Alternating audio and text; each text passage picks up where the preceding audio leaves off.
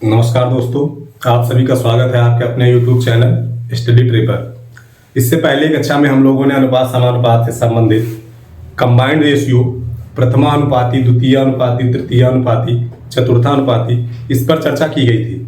I hope आप लोग को वो चीजें समझ में आ गई होंगी। उसी क्रम में अनुपात से संबंधित जो और कई क्वेश्चन बनते हैं, जैसे कंबाइंड रेशियो तो मैंने सिर्फ रेशियो में पढ़ लिया जिसमें अनुपात दिया रहता है। वही चीजें जब थ्योरी में आती हैं तो उनको कैसे कंबाइंड करना है वो आज हम लोग डिस्कस कर रहे हैं। ठीक है, तो अनुपात को ही आगे बढ़ाते हुए आज हम लोग देखते हैं कुछ क्वेश्चन जो थ्योरेटिकल बनते हैं मैथ में, उनसे संबंधित क्वेश्चन देख रहे हैं। तो देखिए, पहला क्वेश्चन जो आपका है ये बहुत आसान से क्वेश्चन होते हैं, थ्योरी में लिखा हुआ है। इसका रेशियो बनाने में कुछ लोग बहुत समय लगा देते हैं कि उनको जानकारी नहीं होती। कुछ लोग 100 मान लेंगे, 200 मान के लगाएंगे, इस तरह उसको तोड़ के लगाते हैं। इसी को हम लोग को आसान तरीके से सिंपल वे में कैसे लगाना है वो आज हम लोग सीखते हैं। ठीक है, तो देखिए, जैसे पहला प्रश्न आपका दिया गया है कि कोई धनराशि ए, बी और सी, कभी कभी एग्जामिनर यहाँ पे धनराशि भी देगा 5,000, 10,000, 6,000, उसको भी बांटना होता है। तो वो क्वेश्चन भी आगे आपको मिलेंगे। पहले हम लोग अनुपात बनाना सीखेंगे, फिर कैसे धन बांटना है वो अपने आप हो जाता है। देखिए, क्वेश्चन लिखा हुआ कोई धनराशि ए, बी और सी के बीच इस प्रकार वितरित की गई है। ए, बी और सी के बीच इस प्रकार वितरित की गई है कि ए को प्राप्त राशि बी और सी को प्राप्त राशि का आधा, बी और सी को प्राप्त राशि का आधा, जबकि बी को प्राप्त राशि ए और सी को प्राप्त राशि का 1/4 हो। तो ए और सी को प्राप्त राशि का अनुपात क्या होगा? ठीक है, ऐसे देखेंगे तो लगेगा बहुत कठिन क्वेश्चन है, कैसे लगाया जाए। कुछ डाटा ही नहीं दिया गया, ना 100 दिया, ना 2000 दिया, कोई राशि नहीं दी गई। कुछ लोग x मानेंगे, कुछ लोग 5x मानेंगे, मतलब अलग अलग चीजें मान के इसको लगाएंगे। हमें जंक्शन नहीं करना है, जैसा दिया गया वैसा करना है। जैसे थ्योरी का है वैसा करो। क्वेश्चन में 2 हिस्से दिए गए। एक हिस्सा आपको यह दिया गया कि ए को प्राप्त राशि बी और सी को प्राप्त राशि का आधा है। उसके बाद यहां से तोड़ा, फिर कहा बी को प्राप्त राशि ए और सी को प्राप्त राशि का 1/4 है। देखो, 2 हिस्से क्वेश्चन के मिल रहे हैं, इन्हीं दोनों को बना के हम लोग आंसर निकालेंगे। कैसे निकलेगा? देखो, जो दिया गया है वो लिखो। पहले क्या लिखा है? ए को प्राप्त राशि यानी ए, बी और सी, इसका मतलब बी प्लस सी को प्राप्त राशि का आधा है। आधा है मतलब इनको मिला होगा 2, तो इनको मिला होगा 1। बात क्लियर है? ना समझ में आए तो इनको 1 मानना, तो ये आधा हो जाएगा, और जब इसका रेशियो लोगे तो 2 अपने आप इधर चला जाएगा। देखो, वही बन जाएगा। बात क्लियर है? जैसा कहे, देखो, जो प्रैक्टिस में है उनको पता होता 2 लेंगे तो उसका आधा 1 हो जाएगा। तो जिसको जानकारी नहीं है वो सीधे 1 मानेगा और उसका फिर क्या करेगा? आधा करेगा, और जब रेशियो लेगा तो 2 उधर चला जाएगा। अब कुछ लोग मन में सोचोगे कैसे पता चले किसी को मानना है ना, कैसे पता चले कि हम पहले बी और सी को ही माने? तो जिधर से संबंध दिया जाता है उधरी से माना जाता है। जैसे उसने कहा ए को प्राप्त राशि, यानी ए को जो मिला है वो बी और सी के हिस्से से मिला है, तो बी और सी के हिस्से का ए से आया है। तो सीधे ध्यान रखना, जो इनको मिला उसी से ये आया है। तो इनको अगर 2 मिला तो इसका आधा कितना हो जाएगा? 1 हो जाएगा। अगर आप 1 मानेंगे तो 1/2 करेंगे, अभी मैंने बताया, फिर रेशियो लेंगे तो अपने आप बन जाएगा। तो ये बन गया पहला हिस्सा। इसी का जब दूसरा हिस्सा देखोगे क्वेश्चन का, तो दूसरे हिस्से में क्या कह रहा है? बी को प्राप्त राशि, यानी बी था, उसको प्राप्त राशि ए और सी को प्राप्त राशि का, यानी ए और सी को अगर मिला दिया जाए तो इनकी प्राप्त राशि का 1/4 है। कितना है? 1/4। तो जैसे इनको 1 मिला तो इनको 1/4 मिला। जो डायरेक्ट करना चाहते हैं उधर 4 लिखेंगे, इधर अपने आप 1 आ जाएगा। ठीक, इसका जब आप रेशियो लेंगे तो बन जाएगा 1, 4 चला जाएगा उधर, तो ये रेशियो बन जाएगा। बात क्लियर है यहां तक? कोई दिक्कत? जो थ्योरी थी उसी को 2 हिस्से में लिख दिया गया। अब जैसे ही 2 हिस्से में लिख जाए तो देखो करना क्या होता है। देखो, ए बी सी इधर लिखा है, ए बी सी, यही चीज इधर भी लिखा है। भाई, जो 3 लोग इधर थे वही 3 लोग उधर भी हैं। तो जब ये 3 इधर है और वही 3 उधर है, तो इनका योग अगर 3 यहां है तो इनका योग कितना हो गया? यहां 5।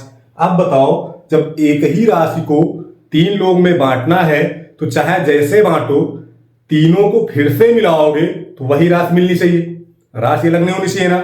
लेकिन यहां पे क्या हो गया, अलग हो गया, इनके हिस्से में 3 आ गया, उधर 5 हो गया। तो इसी को हमें बराबर करना होता है क्योंकि तीनों मेंबर सेम है, एबीसी यहां भी है, एबीसी यहां भी है। तो बराबर करने के लिए 3 और 5 का लासा लिया जाता है। 3 और 5 का क्या लिया जाएगा, एलसीएम। और आपको पता है इनका एलसीएम कितना होगा, 15 होगा। कितना हो जाएगा, 15। 3 और 5 का एलसीएम लासा कितना होगा, 15। अब ध्यान दो, अब इसको 15 बनाने के लिए इधर गुणा करना पड़ेगा 5 से, इधर गुणा करना पड़ेगा 3 से। इधर गुणा करना पड़ेगा 5 से और उधर गुणा करना पड़ेगा 3 से। जैसे गुणा हो गया, 5 एकन्नम 5, 5 दूने 10, यहां बन जाएगा 3 एकन्नम 3 और 3 चौक 12। देखो यहां भी 15 हो गया और यहां भी 15 हो गई। बात क्लियर, वहां भी 15, यहां भी 15। जब दोनों तरफ 15 15 हो गया तो अब आपको कुछ नहीं करना है। ए के सामने कितना आया, ए बी सी लिख लो। ए के सामने कितना आया, 5, बी के सामने कितना है, 3, और टोटल तीनों को मिला के कितना है, 15। टोटल तीनों का 15 ही है ना, 5 3 8 7 15। देखो बन गया, 5 3 8 अलग अलग मिल गया था, ए का 5 बी का 3, टोटल कितना होना चाहिए, 15। 5 3 8 बचा कितना, 7, 8 7 15। हमें पूछा ए और सी का, किसका पूछा जा रहा है भाई, ए और सी का। किसका पूछा है, ए और सी, यानी ए के सामने 5 हो, बी के सामने 7, तो ए के सामने 5 हो, बी के सामने 7, तो आपका ये वाला सही हो जाएगा। कोई दिक्कत इसमें, जितना दिया जाए खाली उसको तोड़ना है। क्या किया गया, ए जो है वो बी और सी का आधा था, तो हमने क्या किया, ए को बी का आधा कर दिया, बी और सी का आधा ले लिया, यहां पे आ गया। फिर था कि जो हमारा बी है, जो हमारा बी है वो ए और सी का 1/4 है, तो बी जो था वो ए और सी का 1/4 हो गया।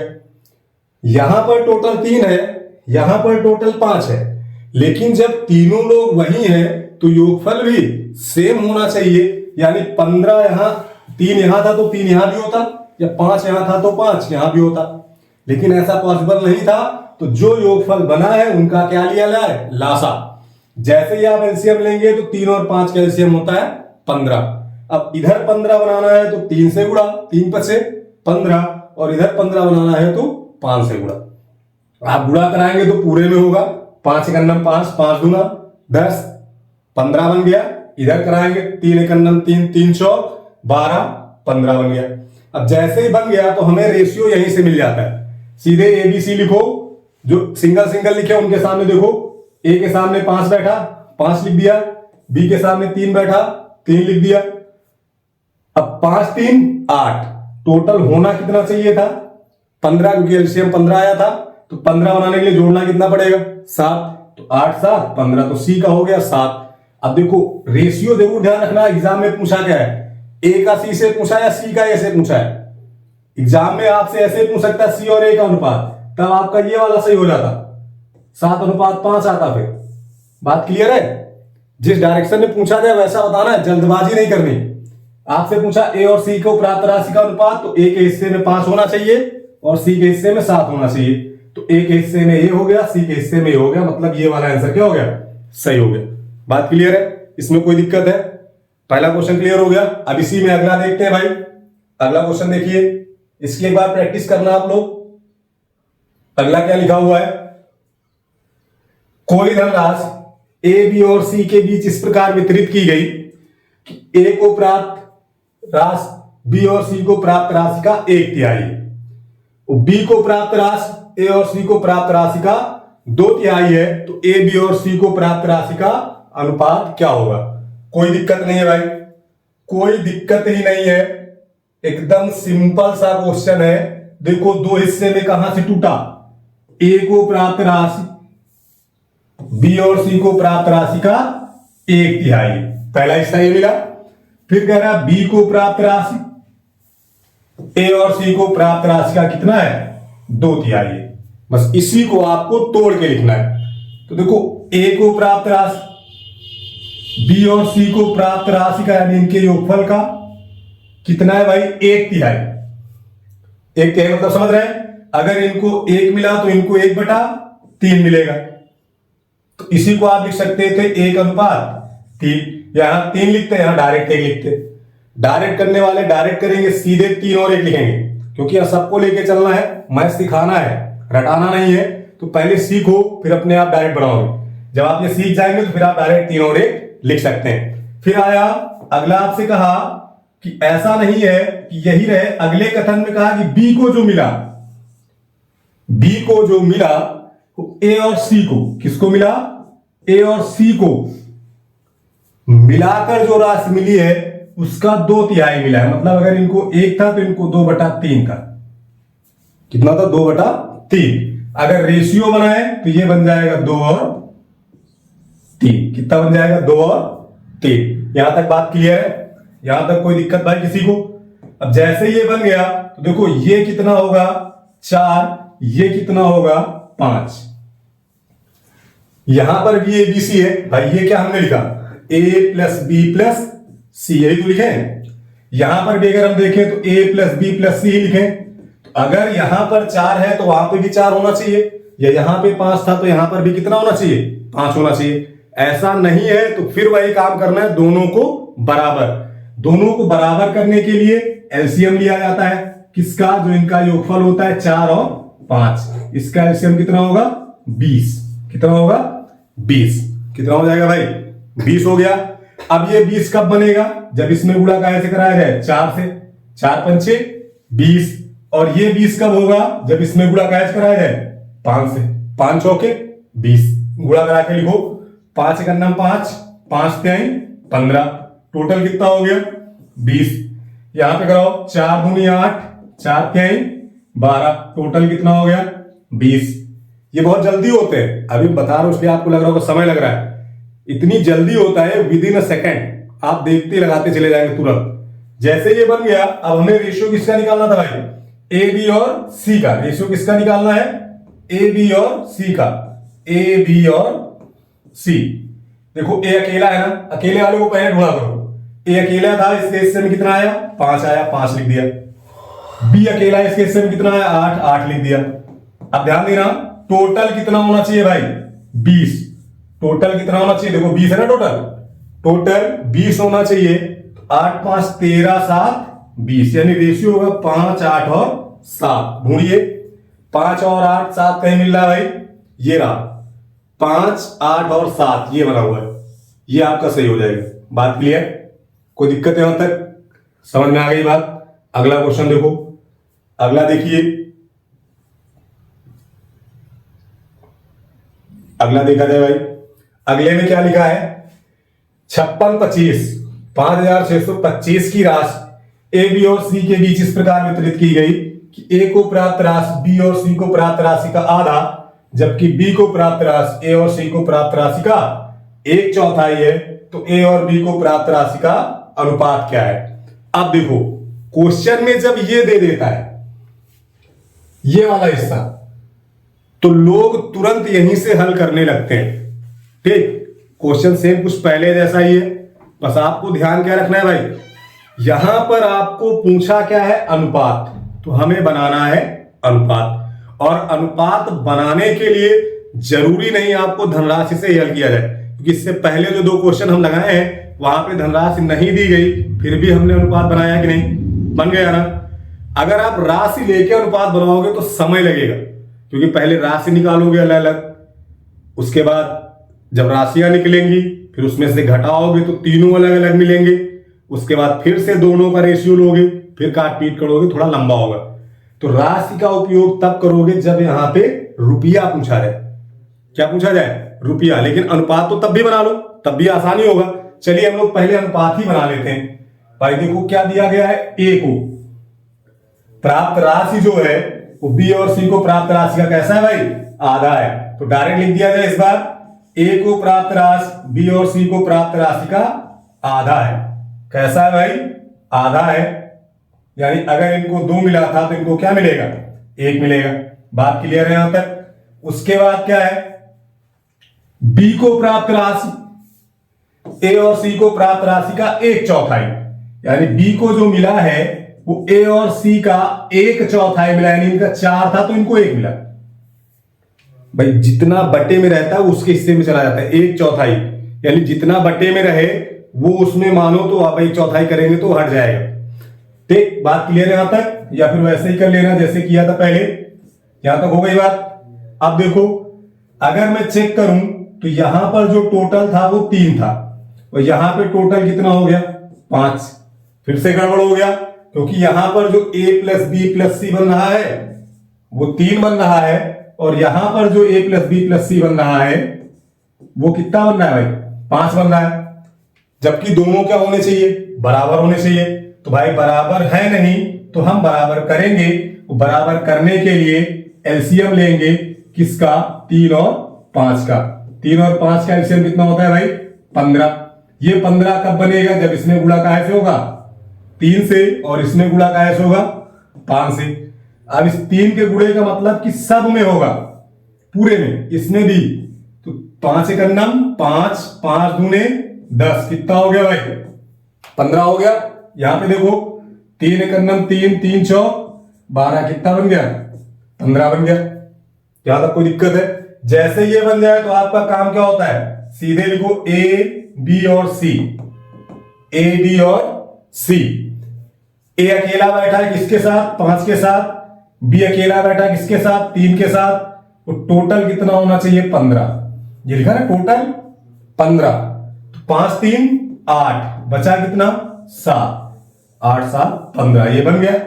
रेशियो किसका पूछा है ए और बी का, तो भाई ए के सामने कितना होना चाहिए 5, ए के सामने 5, बी के सामने 3, ये आपका आंसर हो गया। क्या आपको ये 625 लिखा हुआ है इसका उपयोग करना पड़ा? नहीं किए ना। इसका उपयोग तभी करते जब आपसे पूछता रुपया कितना है या कितने रुपए दिए हैं या कितने रुपए कम है या कितने रुपए ज्यादा है। बात क्लियर हुई यहां तक? अगर आपसे रेशियो पूछ रहा है इस टाइप में तो आपको दिक्कत नहीं होगी। इस टाइप के मैंने कई सारे क्वेश्चन लिए, इसी टाइप से मैं 3-4 क्वेश्चन करा रहा हूं जिससे आपको समझ में आ जाए। और इसकी एक दो बार आप प्रैक्टिस करिएगा अपने आप से, फिर आप मैच कराइएगा तो अपने आप वो चीजें क्या होगी स्थित हो जाएगी दिमाग में, दोबारा फिर गलत नहीं होंगे। अगला देखो, इसमें अगला देखिए, अगला क्वेश्चन ये रहा। देखो अब इसमें ऑप्शन में रुपया दिख गया तो कुछ लोग रुपए की तरफ पहले भागेंगे ना। पहला काम अनुपात बना लो। अनुपात बनते ही चीजें छोटी हो जाती, अनुपात बनते ही चीजें क्या हो जाएंगी छोटी हो जाएंगी। देखो क्या दिया गया कि 12,000 धनराशि और बी के बीच इस प्रकार वितरित की गई कि ए को प्राप्त राशि बी और सी को प्राप्त राशि का आधा है। ओके, जबकि बी को प्राप्त राशि ए और सी को प्राप्त राशि का 1/4 है, तो ए और सी को प्राप्त राशि कितनी है? कोई दिक्कत नहीं आई, करते हैं भाई इसको। क्या दिया गया, ए को प्राप्त राशि बी और सी को प्राप्त राशि का आधा है, यानी इनको 2 था तो 2 का आधा 1 हो गया। इसके बाद आपसे कह रहा है कि बी को प्राप्त राशि ए और सी को प्राप्त राशि का 1/4, मतलब इनके हिस्से में 4 था तो इनके हिस्से में कितना आ गया 1 आ गया। यहां तक क्लियर? उसके बाद मैंने कहा इनको ऐड कर लो। क्या किया जाए, ऐड किया जाए। अब जैसे इसको ऐड करते हैं तो भाई यहां पे आता है 3 और यहां पे आता है 5। फिर से दोनों बराबर नहीं है, बराबर नहीं है तो बराबर करना है। बराबर करने के लिए हमेशा एलसीएम लेना है। यहां पे 3 5 है तो 3 और 5 का एलसीएम लो, कितना बन जाएगा 15। एलसीएम कितना बना 15। अब 15 बनाने के लिए हमें क्या करना है भाई, एलसीएम जब 15 हो गया, 15 बनाने के लिए यहां 3 से गुणा और यहां 5 से गुणा। बात क्लियर है? एलसीएम लो, क्योंकि बराबर करना है। अगर पहले से ही बराबर होते तो हमें ये सब करने की जरूरत नहीं थी, लेकिन बराबर नहीं है तो हमें बराबर करना पड़ेगा। इधर 3 से गुणा, इधर 5 से गुणा। जैसे ही हो जाए तो गुणा कराओ। गुणा मतलब सब में होना है, ये नहीं खाली 15 लिख दो। 5 एक 5, 5 दूने 10 बराबर किसके हो गए, देखो 15 के। 15 उधर भी आएगा। 3 एक 3, 3 चौक 12, कितने हो गए 15 हो गए। यहां तक कोई दिक्कत? जैसे ये बन गया, सीधे लिखो A B C, A B C. ए के सामने कितना मिला? 5, बी के सामने कितना मिला? 3, टोटल कितना होना चाहिए? 15। तो 5 3 8 7 15, ये आपका रेशियो हो गया। यहां तक कोई दिक्कत है? जैसा कि पहले क्वेश्चन में भी ऐसे ही था। अब बात यह है कि पूछा तेरा ए और सी को राशि कितनी मिली। पूछा क्या है? ए और सी को राशि कितनी मिली। भाई हमसे ये नहीं पूछा कि अनुपात क्या है, मुझसे पूछ रहा है ए और सी को राशि कितनी मिली। तो देखो टोटल राशि कितनी थी? 12,000। यहां टोटल राशि कितनी है? 15। तो 15 बराबर किसके हो जाएगा भाई? 12,000। किसके? 12,000। डायरेक्ट भी आप काट सकते हो, जो डायरेक्ट जानते हो डायरेक्ट लगाएं। कभी जो सीखे हो बस वैसे लगाते जाओ, अपने मेथड को भी बड़ा मत करना, छोटा ही करते जाओ। एक का मान निकालने के लिए क्या करते हैं? ये बटे में आ जाएगा। अभी मैं बता रहा हूं, आगे चल के हम भी डायरेक्ट ही करेंगे, लेकिन अभी पहले सीखिए आप, इसीलिए मैं हर स्टेप को एकदम बेसिक से बता रहा हूं, फिर आप धीरे धीरे डायरेक्ट में आ जाएंगे। अब एक का मान कैसे निकलेगा? 15 8 120, कितने जीरो बच गए? 2। तो एक की वैल्यू कितनी हो गई? 800। अब आप पढ़े होंगे कक्षा 8 में ऐकिक नियम, अगर एक कलम का दाम इतना है तो 12 कलम में कितना होगा। चीजें समझ रहे हैं? अब पूछा ए और सी, देखो भाई ए और सी ये है, नहीं तो ए और सी, ए के हिस्से में 5, बी के हिस्से में 7, और अगर ए और सी को मिला दें, ए और सी को मिला दें तो टोटल कितना बन जाएगा? 12 बन जाएगा। एक बराबर किसके है? 800 के। तो 12 बराबर किसके हो जाएगा भैया? 800 गुणे 12, यानी 12 8 96, 9,600। कहीं ऑप्शन में है भाई? नहीं है, तो ये लिखा हुआ इनमें से कोई नहीं, ये आपका सही हो जाएगा। बात क्लियर है? ए और सी पूछा था, तो ए और सी को पकड़ो। को प्राप्त राशि कितनी है? दोनों का योग। अगर दोनों का अंतर कहता तो घटा के निकालते भाई। दोनों को प्राप्त राशि मतलब दोनों को जोड़ा गया है, तो जोड़ने का मतलब 7 5 12। एक की वैल्यू 8 थी, 800 थी, तो 12 की वैल्यू गुणा कर देंगे, 12 8 96, 9,600 रुपए होना चाहिए, जो आपके ऑप्शन में नहीं है। तो आपका एक ऑप्शन दिया गया इनमें से कोई नहीं, यही आपका सही हो जाएगा। बात क्लियर है? अगला क्वेश्चन देखिए, अगला देखें भाई, अगला क्या लिखा हुआ है? अगला आपका लिखा हुआ है 5600 की धनराशि ए बी सी और डी के बीच इस प्रकार वितरित की गई कि ए अनुपात बी इतना है, बी अनुपात 3:1 है, सी अनुपात डी इतना है, तो ए और सी को प्राप्त राशि क्या है? अगर आपको पता हो तो पहली क्लास में कंबाइंड रेशियो पढ़ाया गया था, कुछ उसी से संबंधित एक क्वेश्चन है कि जब आपको बी और सी का अनुपात मिल जाएगा तब आप ये क्वेश्चन लगा सकते हैं। यहां पर क्वेश्चन आपसे ये भी पूछ सकता था कि सी और डी को कितना मिला, या डी और ए को कितना मिला, ऐसे भी क्वेश्चन बना सकता है। उसके लिए आपको कंबाइंड रेशियो पहले बनाना है। अब कंबाइंड रेशियो कैसे बताया गया था तो ध्यान दो, आप मैंने कहा था सीधे लिख देना। जब आपको रेशियो अलग अलग दिए रहे तो जितने पद हैं, जितने अक्षर हैं उनको लिख दो। डी तक गए तो डी तक लिख दिया, ई होता तो ई लिख देते। फिर जैसा दिया गया रेशियो वैसा लिखना है। मैंने आपको बताया था उल्टा भी दे देता है, तो जैसा दिया वैसा लिखो। जैसे ए के सामने 1 है, बी का 2 है, तो इनका 1 होगा और इनका 2 हो जाएगा। बात क्लियर? फिर क्या है? बी का 3, सी का 1, बी का 3, सी का 1। बात क्लियर? फिर क्या है? सी का 2, डी का 3, सी का 2, डी का 3, ये दिया गया। यहां तक कोई दिक्कत है? कंबाइंड कैसे किए थे? मैंने बताया था कंबाइंड रेशियो निकालने के लिए जितने स्थान खाली हों उस संख्या को उस स्थान पे भर दिया जाए। उसी के सामने 2 2, इधर स्थान खाली कितना है? 1, तो 1 भर दो। इधर देखो एक स्थान खाली है, 3 भर दो। फिर इधर स्थान खाली है 2, तो 2 भर दो। यानी जिस संख्या से इधर चलेंगे वही संख्या बढ़ती चली जाएगी। जैसे स्थान भर जाए तो मैंने कहा था इनको गुणा करा के लिखना होता है। अब गुणा कराओ, 3 1 3 दूनी 6, 2 3 6 दूनी 12, 2 दूनी 4, 3 दूनी 6, ये आया रेशियो। अब अगर आप गौर दें तो सारी संख्याएं 2 से कट रही हैं, क्योंकि अनुपात हमारा कहता है जब तक रेशियो के सारे कॉमन दिख रहे हैं उनको हटाते लो, यानी कि मासा एक ही बचना चाहिए। अब इसमें देखो सब 2 से कट रहा है, तो 2 से काट दो, 2 तिहाई 6, 2 छंग 12, 2 तिहाई 6, 2 छंग 12, 2 दूनी 4 और 2 तिहाई 6। ये बन गया, यहां तक कोई दिक्कत है?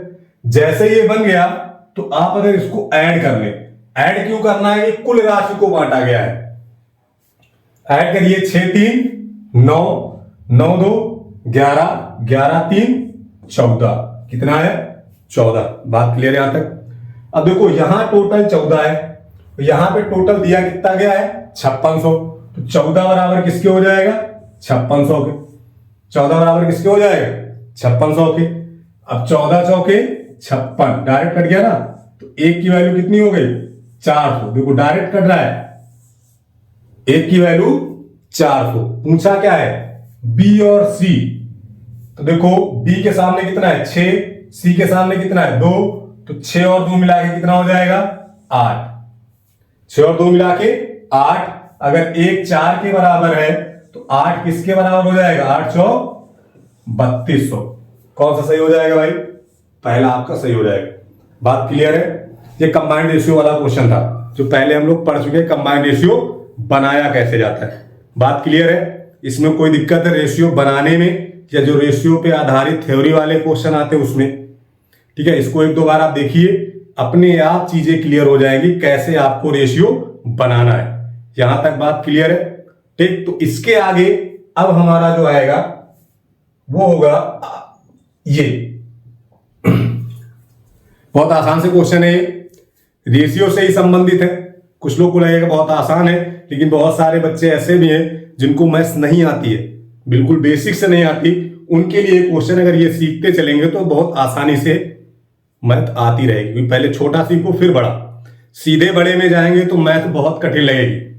वास्तव में मैथ बहुत आसान है, लेकिन जिसको नहीं आती उसके लिए सबसे कठिन सब्जेक्ट होता है। बिना मैथ के सिलेक्शन पाना ना के बराबर मान के चलिए। या तो फिर आप यूपीएससी की तैयारी करिए, वनडे एग्जाम देना है तो मैथ आना 100% कंपलसरी। उसका साक्षात एग्जाम्पल मैं खड़ा हूं, बिना जीएस के मैंने हर एग्जाम क्रैक किया है।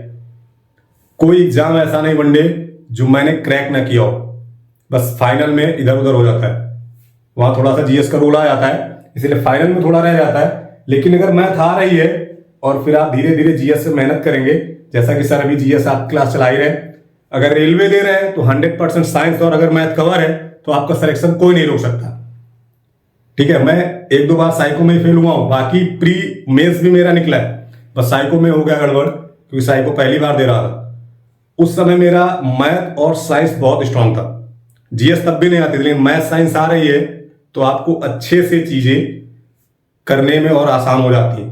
जैसे एलपी में इस बार जीएस के 2 ही 3 क्वेश्चन थे, वो भी करंट थे, बाकी साइंस था। 4 क्वेश्चन के आसपास बायो के थे, 2-3 क्वेश्चन फिजिक्स के थे, 4-5 क्वेश्चन आपके केमिस्ट्री के थे। और जीएस के मात्र 2 या 3, मुझे कहीं पॉलिटी हिस्ट्री तो कुछ दिखाई नहीं, ना ज्योग्राफी दिखा, करंट के ही थे 2 ही 3। तो आपका मेन फोकस साइंस और मैथ, बाकी रीजनिंग में आप मिसिंग नंबर जो क्वेश्चन होते ना जिसमें 2 दिए रहते 1 मिस रहता, उस पर फोकस करते रहिए। ठीक है, अब इसको देखते हैं। एक टोकरी में सेब और संतरे का अनुपात इतना है, टोकरी में कुल 36 फल है, तो आपसे पूछा है कि सेब की संख्या कितनी है।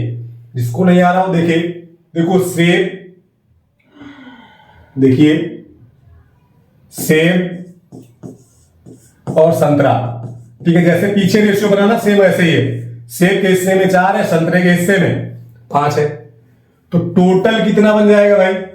9 बन जाएगा। यहां पे टोटल कितना दिया गया? 36, तो 1 की वैल्यू कितनी बनेगी? 9 चौक 36, 1 की वैल्यू 4, 1 की वैल्यू 4। अगर 1 की वैल्यू 4 है तो देखो यहां 4 से गुणा कराओ कितना बनेगा? 4 चौक 16, यहां 4 से गुणा कराएंगे तो कितना बनेगा? 4 पंचे 20। अगर सेब पूछे तो 16, संतरा पूछे तो 20। पूछा क्या है भाई? सेब। सेब कितने हैं? 16। बात क्लियर? कोई दिक्कत? मैथ बहुत आसान है। अगर आपको 10 तक का पहाड़ा याद हो जाए, 10 तक के गुणा भाग प्लस माइनस आर है, तो मैथ सिखाने की गारंटी मेरी। मैंने ऐसे ऐसे लोगों को मैं सिखा दिया जिनको मैथ में कुछ आता ही नहीं था, लेकिन लोग सीखे हैं। आप भी कोशिश करिए, 100% आप सीख जाएंगे। अगला देखो, अगला देखिए, ये रहा 500 को 2 और 3 के अनुपात में बांटना है, कोई दिक्कत नहीं। 500 को किस अनुपात में बांटना है? 2 और 3। 3 2 कितना होता है भाई? 5। टोटल हिस्सा कितना होना चाहिए? 5 होना चाहिए, लेकिन टोटल दिया कितना गया है? 500 दिया गया है। इसी को यहां से काट दो तो 1 की वैल्यू कितनी मिल जाएगी? 100। जब 1 की 100 हो गई तो देखो 2 की कितनी हो जाएगी? 200, और 3 की कितनी हो जाएगी? 300। 3 की कितनी हो जाएगी? 300। कुछ लोग आपको ऐसे बताएंगे कि यहीं पे देख लो, जिसमें 2 और 3 का अनुपात हो वही टिक कर दो। ऑप्शन से मैं आपको बताऊंगा, लेकिन पहले लगाना सीखें। जरूरी नहीं कि हर चीजें ऑप्शन से ही लगाई जा सके।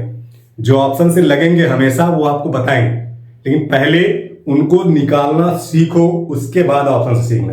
इसको ऑप्शन से भी कर सकते थे, क्योंकि रेशियो 2 और 3 का होना चाहिए, तो जिसमें 2 और 3 का रेशियो मिलेगा वही सही होगा।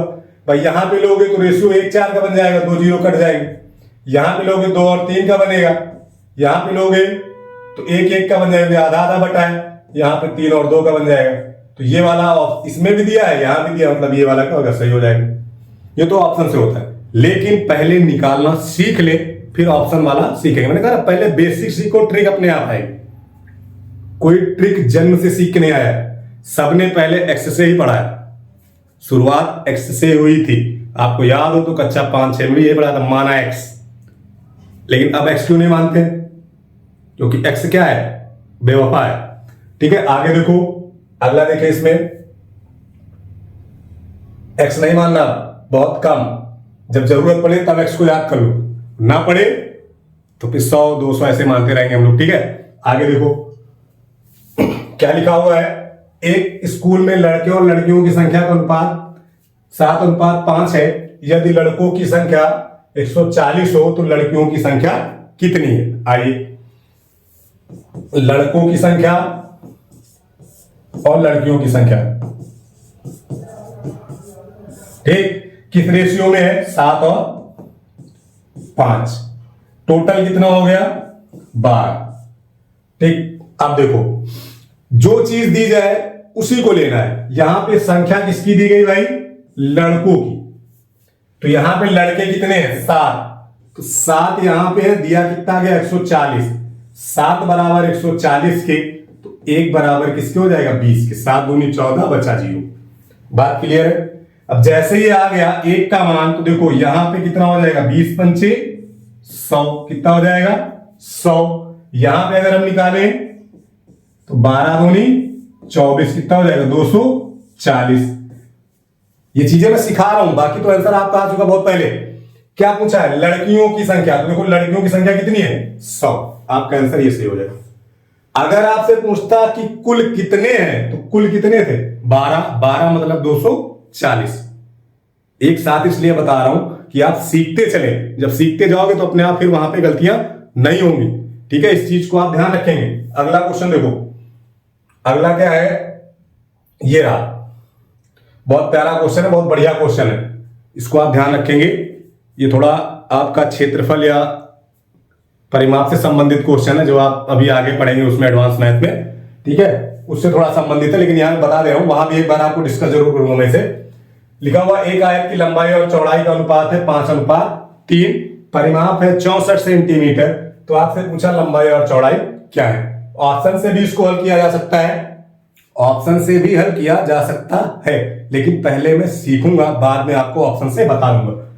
जैसे लंबाई और चौड़ाई का अनुपात दिया गया है 5:3। बात क्लियर है? यहां तक कोई दिक्कत है? टोटल कितना होगा? 8। आप ध्यान दो, दिया क्या है? परिमाप। भाई आयत जो है, आयत, ये आयत है ना, और आयत का जो परिमाप होता है, अभी आप जब क्षेत्रमिति पढ़ेंगे तो वहां पढ़ाया जाएगा, परिमाप होता है 2 ब्रैकेट में लंबाई प्लस चौड़ाई, L प्लस B। ठीक, तो अगर परिमाप निकालना हो, अगर परिमाप निकालना हो तो आयत का परिमाप रेशियो से कितना बनेगा? देखो योगफल तो 8 आया भाई, लंबाई 5 थी, चौड़ाई 3 थी, योगफल 8 हो गया, तो परिमाप कितना होना चाहिए? 8 दूनी 16। परिमाप कितना होना चाहिए था? 16, लेकिन परिमाप है कितना? 64। तो 16 बराबर किसके हो जाएगा? 64 के। तो 16 चौके 64, एक की वैल्यू कितनी हो गई? 4। यहां पर 8 बराबर 64 क्यों नहीं रखें? क्योंकि लंबाई और चौड़ाई का योग ना देके उसका परिमाप दिया है, और आयत का परिमाप होता है 2 लंबाई प्लस चौड़ाई, यानी लंबाई और चौड़ाई को जोड़कर दुगुना कर दो तो वही आयत का परिमाप होता है। तो वही चीज हमने किया, लंबाई और चौड़ाई को जोड़ा 8 हो गया, उसका 2 गुना कर दिया 16 हो गया, वही परिमाप होता है, लेकिन परिमाप दिया कितना गया? 64। तो अब 16 बराबर 64 के, 1 बराबर 4 के। अगर 1 बराबर 4 के है तो 5 चौके 20 और 4 त्याई 12। पूछा है पहले लंबाई फिर चौड़ाई, तो लंबाई कितनी है? 20, चौड़ाई कितनी है? 12। तो लंबाई कितनी है? 20, चौड़ाई कितनी है? 12, यानी ये वाला सही। ठीक, ध्यान रखना, ऑप्शन ऐसे ही बना सकता है। मान लो ऐसे लिख देता 12 और 20, तो ये वाला मत टिक कर देना भाई, क्योंकि पहले क्या पूछा था? लंबाई, तो पहले लंबाई वाली वैल्यू होनी चाहिए, तो लंबाई की वैल्यू कितनी है? 20। बात क्लियर है? दूसरी गलती इसमें क्या हो सकती है वो भी देखो, यही सेम ऑप्शन ऐसे ही बना सकता था।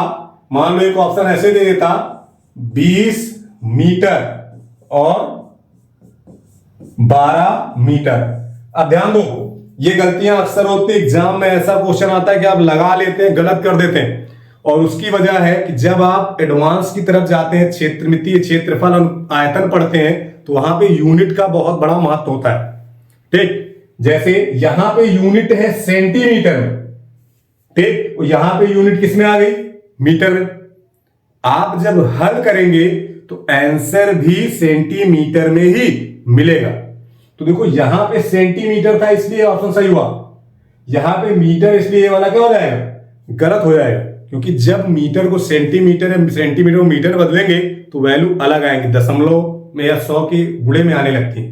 बात क्लियर है? अभी जब हम लोग क्षेत्रमिति पढ़ेंगे तो वहां पे चर्चा इसकी की जाएगी। तो अभी अनुपात में, तो अनुपात में यहीं तक जानकारी रखें, बाकी हम लोग आगे देखेंगे। क्लियर है ना? ये वाला गलत क्यों हुआ वो आप समझ गए होंगे, क्योंकि यहां यूनिट किसमें है? मीटर में, और दी यूनिट किसमें थी? सेंटीमीटर में। बात क्लियर है? आगे देखो, अगला क्वेश्चन देखते हैं। ये रहा भाई, क्या कह रहा है कि 3 संख्याएं 5:7:9 के अनुपात में है। यदि तीसरी संख्या 72 है तो पहली संख्या क्या होगी? देखो 3 संख्याएं 5:7:9 में है, तो तीसरी संख्या कौन सी है? 9 है ना, तो सीधे 9 बराबर किसके दिया गया? 72 के। और आपको पता है कि 9 8 72 होता है, 1 बराबर किसके हो गया? 8 के। अब पूछा कौन सी है भाई?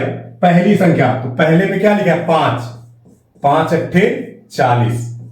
अगर दूसरी पूछता तो 8 7 56। पहली पूछा है मतलब कौन सी सही हो जाएगी? 40। बात क्लियर है? यहां तक कोई दिक्कत? एकदम पक्का है? आगे बढ़ा जाए, देखो अगला देखिए।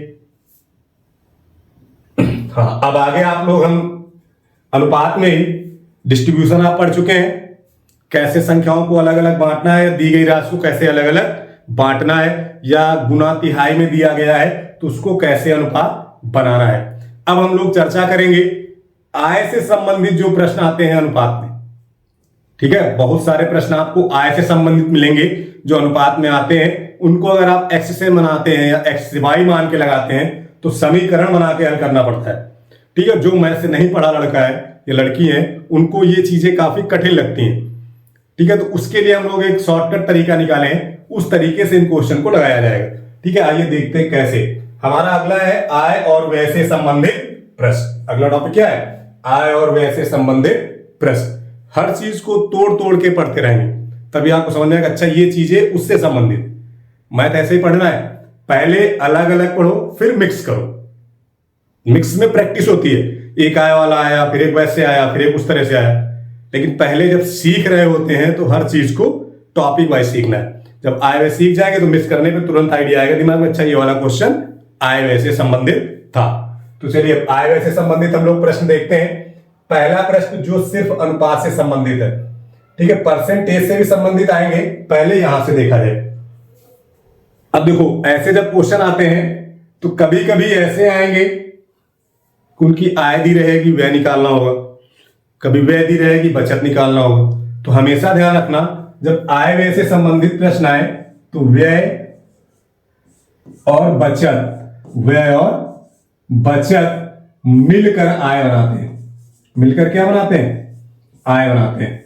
इस चीज को आपके दिमाग में होना चाहिए कि व्यय और बचत मिलेंगे तब आपकी आय बनेगी। ठीक, बात क्लियर है ना? या फिर आय से व्यय घटाओगे तो बचत मिलेगा, या आय से बचत घटाओगे तो व्यय आएगा। क्लियर? अब देखो क्वेश्चन पहला क्या लिखा है, एक व्यक्ति की आय व्यय का अनुपात 5:3 है। ठीक, आय और व्यय का अनुपात कितना है? 5:3 है। यदि उनकी आय इतना है तो व्यय कितना होगा? अब ध्यान रखना, हम यहीं पे लिख दे रहे हैं, वैसे क्वेश्चन में इसकी जरूरत है नहीं, लेकिन आप जब बार बार करोगे तो चीजें दिमाग में बैठ जाएंगी। मैथ ऐसे ही आती है, ना दी जाए तब भी सीखो, जितना उसको सीखोगे फिर चीजें अपने आप आ जाएंगी, फिर कभी दिमाग में गलत नहीं होगा। अगर आय 5 है, व्यय 3 है, तो बचत कितनी हो जाएगी भाई? 2 हो जाएगी। बचत कितनी हो जाएगी? 2 हो जाएगी। बात क्लियर है? इसको इन दोनों को मिलाकर ये बन गया, देखो ये इन दोनों को मिलाकर आय बनना चाहिए, तो 3 2 5 हो गया। अब जो दिया जाए उसको लिखो। आय दी गई कितनी? 50,000। आय है कितनी? 5। 5 बराबर 50,000। जो लोग बहुत अच्छा पढ़े हो तो सीधे जान जाते हैं कि 10,000 से गुणा हुआ है, लेकिन आपको नहीं पता, पहले बेसिक से सीखो। 5 से 5 गया तो 1 के बाद कितने जीरो? 4। ये किसकी वैल्यू हो गई? 1 की। बात क्लियर? अगर 1 का इतना है तो 3 का कितना होगा भाई? 3 में इससे गुणा कराओ, कितना हो जाएगा? 3 के बाद 4 जीरो। उसी तरह इसमें कराएंगे तो 2 के बाद कितने जीरो लग जाएंगे भाई? 4 जीरो। अब जो पूछे वहीं पे टिक करना है। पूछा क्या है? व्यय, तो व्यय के लिए 30,000। 30,000 कहां रखा? ये हो जाएगा आंसर। अगर पूछता बचत तो आपका आंसर ये हो जाता। अगर पूछता बचत तो आंसर क्या हो जाता? 20,000। बात समझ रहे हैं? आय व्यय से संबंधित प्रश्न यहीं से शुरू होंगे और फिर धीरे धीरे आपको मैं उस लेवल तक ले जाऊंगा जो आप एसएससी सीजीएल तक के एग्जाम में आते हैं। ठीक, बात क्लियर है? बढ़ो आगे बढ़ो। अगला देखो, ये रहा दूसरा, ये आपका रहा दूसरा। एक परिवार की आय और व्यय का अनुपात इतना है, यदि उनकी आय इतनी है तो बचत क्या होगी? किसका रेशियो दिया गया भाई? आय व्यय रेशियो कितना है? 7:6। इससे पहले वाले क्वेश्चन में मैंने क्या किया? बचत को लिख लो भाई, जरूरत नहीं, लेकिन सीखते चलना है, बाद में जब जरूरत पड़ेगी तब देखा जाएगा। तो बचत कितनी होनी चाहिए? 1। 7 में से 6 खत्म कर दिया, 1 बचा। ये ध्यान रखना, इन दोनों को जोड़ के 7 होना चाहिए।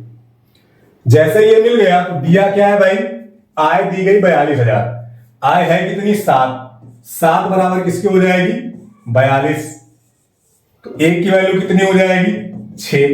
ऐसा बताऊंगा कि कुछ दिन बाद आपको कलम नहीं चलाना पड़ेगा, ऐसे क्वेश्चन सिर्फ देखना है और टिक करना है। ठीक, जैसे ये आ गया 1 बराबर 6,000, तो इसकी वैल्यू कितनी हो जाएगी? 6 6 36, और इसकी कितनी हो जाएगी? 6 का 9 6। कोई दिक्कत यहां तक? पूछा क्या है भाई? बचत, तो बचत के सामने कितना है? 6,000। ये आंसर हो गया। क्लियर? कोई दिक्कत यहां तक? बात समझ में आ रही? आय व्यय यहीं से शुरू होते हैं, धीरे धीरे इनके लेवल बढ़ेंगे, आप देखते रहिए। अगला देखो, फिर देखो अगला प्रश्न 3 नंबर, ये रहा भाई। लिखा हुआ है, किसी व्यक्ति की आय और व्यय का अनुपात 5:8 है। यदि वह हर महीने 15,000 बचाता है तो उसकी वार्षिक आय कितनी? तो उसकी वार्षिक आय कितनी है? कोई दिक्कत नहीं। आओ भाई, आय और व्यय, आय और व्यय का अनुपात है 5:8:5। अब बताओ, अगर यहां पे बचत लिख दें तो बचत कितनी हो जाएगी? 3 हो जाएगी नहीं? 8 में से 5 खत्म कर दिया, कितना बचा? 3 बच गया। यहां तक कोई दिक्कत है? अब दिया क्या है? 15,000 बचाता है, तो बचाता है 15,000 यानी 3। 3 बराबर किसके हो जाएगा भाई? 15,000 के, तो एक की वैल्यू कितनी हो जाएगी? 5,000 की। एक की वैल्यू कितनी हो जाएगी? 5,000 के। अगर एक हो गया 5,000 के, तो 8 किसके बराबर हो जाएगा? 8 पर 40, एक के बाद क्या? 0, 4 0। 5 की वैल्यू किसके बराबर हो जाएगी? 25, 5 के बाद 3 0। कोई दिक्कत यहां तक? इतनी बात समझ में आ गई? कुछ लोग 40,000 अगर ऑप्शन में होता तो उसे टिक कर दिए होते। अगर ऑप्शन में यहां मैं इसको यहां पे 40 कर देता तो बहुत सारे लोग इसको लगा के आगे निकल गए होते, क्योंकि एग्जाम में इतना प्रेशर होता है कि शायद बहुत सारे लोग पूरा क्वेश्चन भी नहीं पढ़ते, सीधे देखते, टिक करते, 40 आ गया, आंसर मिल गया, काम खत्म। लेकिन ध्यान दो, यहां लिखा हुआ हर महीने हर महीने, तो ये जो आपको मिला है ये कब का है? महीने का। किसका है? महीने का। लेकिन पूछा काहे में है? वार्षिक। किसमें पूछा है? वार्षिक। इसको सही कर लेना, वार्षिक। किसमें पूछा गया? वार्षिक है। तो सोचो, एक महीने का दिया है, वार्षिक मतलब 12 महीने का निकालना है। भाई एक महीने का अगर इतना है तो 12 महीने के लिए 12 से गुणा कर दो, 12 चौक 48। इतना वो खर्चा करते, मतलब सॉरी, इतनी इनकी इनकम है। महीने में 40 पूछा वार्षिक, तो हमें गुणा काहे से करना पड़ेगा? 12 से। तो आपको मिल जाएगा ये, यानी आंसर हो जाएगा ये। बात क्लियर है? कोई दिक्कत यहां तक? इतनी बात समझ में आ गई? यही चीज आपको ध्यान रखना है, क्वेश्चन में पूछ क्या रहा है। मैंने बताया ना, अगर 40 होता ऑप्शन में, मान लो यहां पे नहीं था, 45 था, लेकिन अगर 40 होता तो कुछ लोग 40 टिक करके आगे बढ़ गए होते और दावा करके आते कि मैंने क्वेश्चन सही करके आया, और आंसर की में शायद ये गलत हो जाता, फिर लड़ते कि आंसर की में गलत है, ये वो। आंसर की में देखने के बाद भी वो वार्षिक नहीं पढ़ते। यही चीज आपको ध्यान रखनी है कि लास्ट में पूछा कैसा था? वार्षिक। तो वार्षिक के लिए में 12 से क्या करना है? गुणा करना है। बात क्लियर है? जो चीजें गलत होती है वो दिमाग में एकदम बैठा के रख लो कि यहां पे गलत हो सकता है। कंबाइंड रेशियो में भी आपको बताया था कहां गलत होगा, और यहां भी बता रहा हूं कहां गलत होगा। ठीक, आगे देखो, अगला देखिए 4 नंबर देखें। लिखा है किसी व्यक्ति की आय और व्यय का अनुपात इतना है, 9:7 है, यदि उसका व्यय 21,000 है तो उसकी आय कितनी?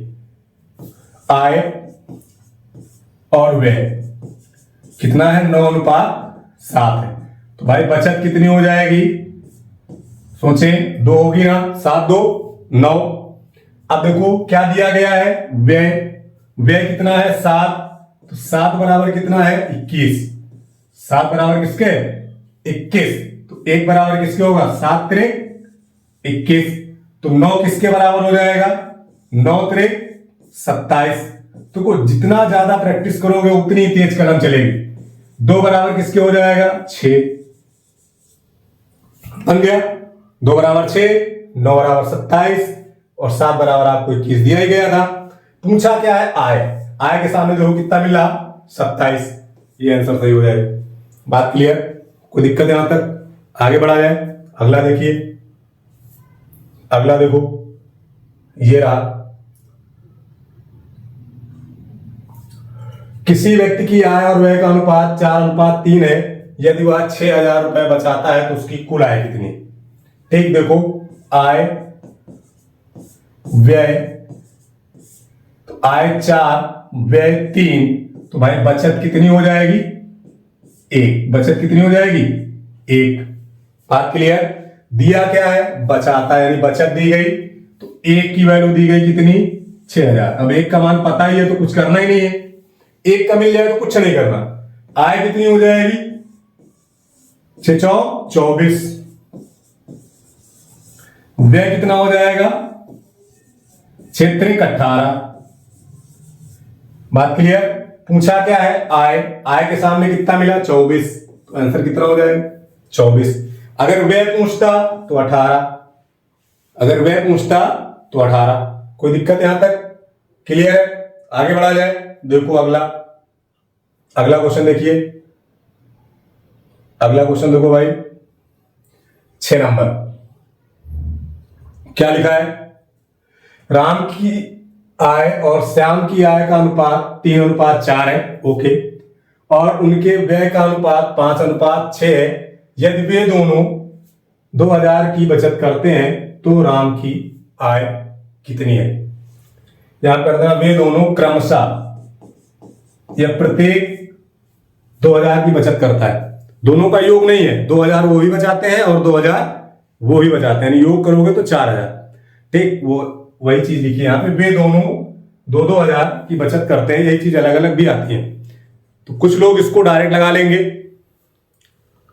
बहुत सारे आप देखे होंगे, बहुत सारे लोग इसको डायरेक्ट बता देंगे। लेकिन अगर यहीं पे 2000 की जगह अलग अलग 2000 हुआ, 3000 होता, तो फिर उनका वो डायरेक्ट वाला जो तरीका है वो फ्लॉप हो जाता। डायरेक्ट वाला तभी लगता है जब दोनों की बचतें क्या रहती, समान रहती। यानी 2000 ये बचा रहे हैं, 2000 वो भी बचाए, या 500 ये बचा रहे हैं तो 500 वो भी बचाए। वो जैसे ही अलग हुआ तो वो डायरेक्ट वाला तरीका क्या हो जाता है, अलग हो जाता है। ठीक है, तो मैं आपको डायरेक्ट वाला तरीका बताना उचित नहीं समझ रहा हूं, क्योंकि मुझे वो तरीका सीखना है जो इसमें चाहे अलग अलग हो तब भी लग जाए। डायरेक्ट वाला भी आप चाहेंगे तो मैं बता दूंगा, ऐसा नहीं है, डायरेक्ट वाला भी आपको बता दिया जाएगा, लेकिन वो तब जब आप इसको सीख लेंगे उसके बाद। ठीक, आइए देखते हैं कैसे लगाना है। यहां पे आप देख रहे हैं कि आय 2 व्यक्ति आ गए। अभी तक सिर्फ एक व्यक्ति था जिसकी आय और व्यय की बात होती थी। यहां पे 2 व्यक्ति हैं, दोनों की आय अलग है, दोनों का व्यय अलग है, दोनों के बचत भी अलग हो सकते। ठीक, तो इसको कैसे लगाना है? कॉन्सेप्ट वही रहेगा, आय व्यय और क्या मिलती है फिर, बचत। ये तो पीछे भी था ना। अब ध्यान क्या रखना है, 2 व्यक्ति थे, एक राम था और एक श्याम था। ठीक, देखो आय के नीचे आय, व्यय के नीचे व्यय। राम की आय है 3 और इनकी आय है 4, 3 और 5 4 बन गया। व्यय, इनका व्यय है 5 और इनका व्यय है 6। बचत, ये भी बचाते हैं 2000 और ये भी बचाते हैं 2000। बात क्लियर है? ये आपका क्वेश्चन है। यहां तक कोई दिक्कत हो बताओ? क्वेश्चन को मैंने इतने में ही खत्म कर दिया। आय थी 3:4 में, व्यय था 5:6 में, बचत दोनों की 2-2 हजार है। 2000 वो बचा रहे हैं, 2000 वो ही बचा रहे हैं। बात क्लियर है?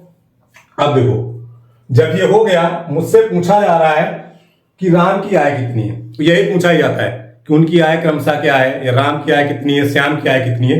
तो कुछ भी नहीं करना है भाई, बहुत आसान तरीका है। क्या करना है वो देखें। आपको करना ये है, बचपन में पढ़े साड़ी किनारा, बस वही डिजाइन करना है। एक ही चीज हमारा जो बना पाए वो साड़ी किनारा रहा, वो ऐसे वाला, कठिन वाला नहीं, सिंपल वाला। वही चीज आपको यहां पे भी करना है। बहुत आसान तरीके से सीख रहे हैं इसको। साड़ी किनारा बनाना है, बीच से शुरुआत करनी की। साड़ी किनारा कुछ ऐसे तो बनता था, इस टाइप से, ये होता था ना। बस यही आपको बनाना है, बीच वाले से लेके साइड वाले से नहीं। कहां से? बीच वाले से। जैसे साड़ी किनारा बनाओगे, सिंबल भी दिख रहा है, काहे का बना है, गुड़ा का, तो गुड़ा ही करना है। 6 त्रिक 18, 5 चौके 20, 6 त्रिक 18, 5 चौके 20। लेना है डिफरेंस। इधर जाओ, 6 दूनी 12, 5 दूने 10। इधर भी क्या लेना है, डिफरेंस। बात क्लियर? यहां डिफरेंस कितने का है, 2 का। यहां डिफरेंस कितने का है, 2000। दोनों आपस में बराबर, 2 बराबर 2000 तो 1 बराबर 1000, 2 बराबर 2000 तो 1 बराबर 1000। जब ये करते हैं तो बीच वाला हट जाता है। बीच वाले से शुरू इसीलिए करते हैं कि बीच वाले को क्या कर देते हैं, हटा देते हैं। जब बीच वाला हट गया तो 1 बराबर 1000, तो 3 बराबर किसके हो जाएगा भाई, 3000। 3 बराबर 3000 और 4 बराबर 4000। 3 बराबर 3000, 4 बराबर 4000।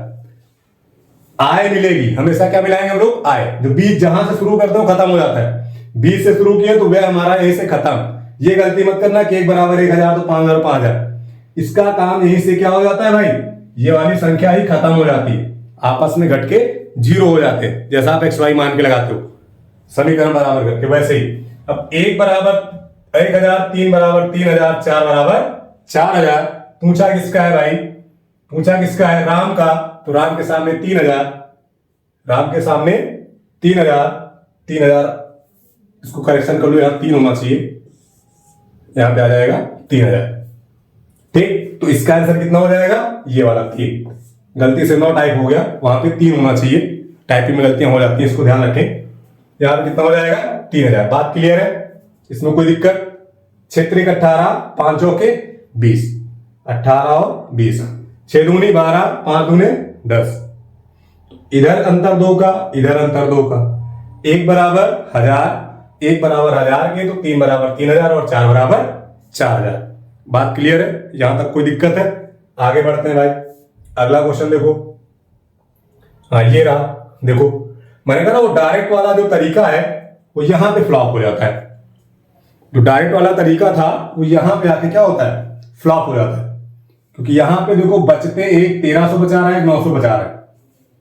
अगर सिर्फ 1300 बचाते तो डायरेक्ट लग जाता, या सिर्फ 900 ही बचाते तब भी लग जाता, लेकिन यहां पे अलग अलग बचा रहा है, एक 1300 बचा रहा है, एक 900 बचा रहा है। तो आगे इसी में अब देखो कैसे करना है, कॉन्सेप्ट सेम वही है, आय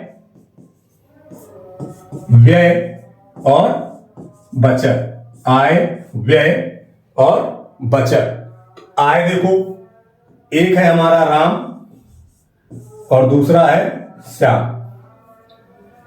राम की आय है 5, श्याम की आय है 3। राम का व्यय है 9 और श्याम का व्यय है 5। ठीक, ये बचा रहे हैं 1300, ये बचा रहे हैं 900। बात क्लियर हो गई यहां तक, कोई दिक्कत? फिर क्या करना है, साढ़े किनारा 20 से उठाओ, 50, 25, 9 त्रिक 27, डिफरेंस लेना है। इधर गए 13 पचे 65, 9 नवा 81, यहां भी क्या लेना है, डिफरेंस। डिफरेंस का मतलब होता है बड़े से छोटे घटाना, सिंबल पे कोई फर्क नहीं होता है। कितना मिला 2, इधर घटाओ कितना आएगा, 11 से 5 गया 6, 1, 16, 1600 कितना आएगा, 1600। बात क्लियर? एक की वैल्यू कितनी आ जाएगी, 800। एक की वैल्यू कितनी हो जाएगी, 800। अब एक की 8 है तो 5 की कितनी हो जाएगी, 8 पंच 40 यानी 4000। इसकी कितनी हो जाएगी, 8 त्रिक 24 यानी कितना, 2400। इसका काम क्या हो जाता है, खत्म हो जाता है, बीच वाले का काम खत्म। ध्यान रखना, बीच वाले का काम क्या हो जाएगा, खत्म। अगर आपसे व्यय पूछ ले तो ऐसे निकाल लेना, 4000 से 1300 घटा दो, जो बचा व्यय हो जाएगा। बात क्लियर है? तो हमें पूछा किसकी आय भाई, तो राम के हिस्से में कितना आ रहा, 4000। ये वाला आंसर क्या हो जाएगा, सही हो जाएगा। बात क्लियर? यहां तक कोई दिक्कत है? आगे बढ़ा जाए, चलो अगला क्वेश्चन देखते हैं भाई। ये रहा, यहां भी देखो अलग अलग है। अब यहां पर भी वो डायरेक्ट वाला कॉन्सेप्ट नहीं लगता है, इसीलिए मैंने कहा वो तरीका सीखो जो हर जगह लग जाए। अभी डायरेक्ट वाला सीखते हैं, यहाँ के फिर तरीका बदलना पड़ता, फिर आप कहते हैं एक में अलग आ रहा है, एक में अलग बता रहे हैं। इसीलिए सीखो वो जो हर जगह लगे, समय लगभग वही लगता है, समय लगभग वही लगता है। फिर से क्या मिला, आय व्यय और बचत मिल गया, आय व्यय और बचत। एक हमारा ए है, इसको बी कर लीजिए, और क्या है, बी है। आय का अनुपात है 3 और 2, व्यय का अनुपात है 4 और 3। ये बचा रहे हैं 2000, ये बचा रहे हैं 900, ये बचा रहे हैं 2000, ये बचा रहे हैं 900। चलो आगे देखो फिर क्या करना है भाई, वही काम साढ़े के किनारे शुरू करते हैं। 3 त्रिक 9, 4 दूनी 8, डिफरेंस लेंगे, 3 दूनी 6 और 9 चौक 36, 3 दूनी 6 और 9 चौक 36। बात क्लियर? यहां पर कितना मिला, 1, इधर घटाओ भाई, 2 सीधे सीधे 4 2 24। बात क्लियर यहां तक? जब यहां 24 मिला तो 1 की वैल्यू अगर 24 है तो 3 की वैल्यू कितनी हो जाएगी, 24 3 72। यहां पे करेंगे तो 24 की वैल्यू कितनी हो जाएगी, 24 दूनी 48। बात समझ में आ गई? बीच वाला क्या होता है, हट जाता है, क्योंकि ये 0 हो जाता है, आपस में घट के क्या बन जाते हैं, 0 बन जाते हैं। इन्हीं दोनों को बराबर करते हैं। जो हम लोग XY में एक बार समीकरण में ऊपर नीचे गुणा कराते ना, वही चीज को हम यहाँ क्रॉस करके डायरेक्ट कर लेते हैं। ठीक है, जैसे ये बन गया तो एक की वैल्यू डायरेक्ट यहाँ पे एक ही आ रहा था, तो एक का 24 हो गया। अब एक का 24 तो 3 का 24 तिया 72 और 4 का 2 का 24 दूना 48। पूछा किसका है? बी का। बी का कितना है भाई? 48। तो आंसर कितना हो जाएगा? 48। कोई दिक्कत है यहां तक? बात समझ में आ गई? आगे देखो, अगला देखते हैं हम लोग। अगला ये रहा, यहां पर भी देखिए भाई अलग है। यहां पर भी अगर हम देखें तो बचते क्या है? अलग है। अब अलग है तो तरीका सेम वैसा ही रहेगा। देखो, आय लिखो, व्यय लिखो और क्या बनेगा? बचत। ये अभी हम आगे भी पढ़ेंगे परसेंटेज में भी ऐसे ही सेम लिखते जाना है, बस डायरेक्ट सारे क्वेश्चन एक एक लाइन में होंगे परसेंटेज के, आप देखते रहिए खाली बस। कौन कौन है? राम और श्याम है। एक राम हो गए, दूसरे श्याम हो गए, कोई दिक्कत नहीं भाई। एक राम हो गए और एक श्याम हो गए। आगे बढ़िए। आय का अनुपात है 3 और 2, व्यय का अनुपात है 5 और 3। एक बचा रहा है 100 रुपए, एक बचा रहा है 200 रुपए। ये तो दिया गया, कुछ करना है आगे। आइए उसी में आते हैं फिर सेम। 3 त्रिक का 9, 5 दूने 10, साढ़े किनारा बना सिंबल गुणा का। 300, 5 दूनी 10, 1000। डिफरेंस लेना है, यहां पे एक ही बनेगा। 1 बराबर 700, 1 बराबर 700। पूछा किसका है? मान लो 3 का निकालना है तो 7 त्रे 2100। अगर 2 का निकालना है तो 7 दूनी 1400। कितना हो जाएगा? 1400। बात क्लियर है? तो राम की पूछा है भाई, राम की कितनी? 2100। ये लिखा ऑप्शन, ये सही हो जाएगा। बात क्लियर है? कोई दिक्कत है यहां तक? समझ रहे हैं? एक ही टाइप से लग रहे हैं। उसमें मत जाना कि यहां पे सिर्फ 100 दिया तो मैं डायरेक्ट लगा लूंगा।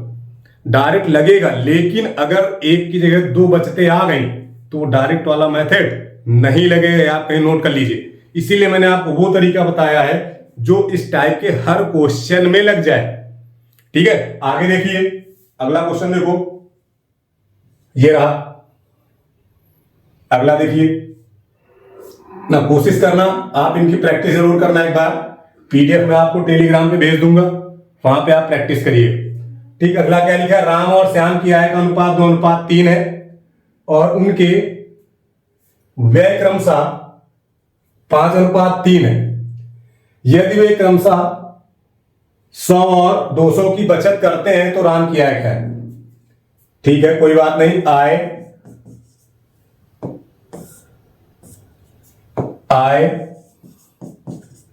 व्यय और बचत। आय, व्यय और बचत। कौन कौन है भाई? राम है और श्याम है। ठीक, राम की आय है 3, इनकी है 2, इनका है 5, इनका है 3। ये है 100, ये है 200। ठीक, कोई दिक्कत यहां तक? 3 त्रिक का 9, 5 दूनी 10, डायरेक्ट। आगे 300 और 1000, यही बनेगा ना? 5 दूना 10, 1000। इनका डिफरेंस यहां पे 1, यहां पे 700। समय लग रहा है? समय लगेगा ही नहीं, आप करते जाइए, एकदम आसानी से होते जाएंगे। बीच वाला अपने आप हट जाता है। मैंने बताया ना, जहां से शुरू करें वो हट गया। अब 1 7 के है तो 3 7 त्रे 21, 7 दूनी 14। पूछा किसका? राम का। राम का कितना? 21। ये आंसर हो गया। बात क्लियर? यहां तक कोई दिक्कत है? आगे बढ़ा जाए? चलो अगला देखो।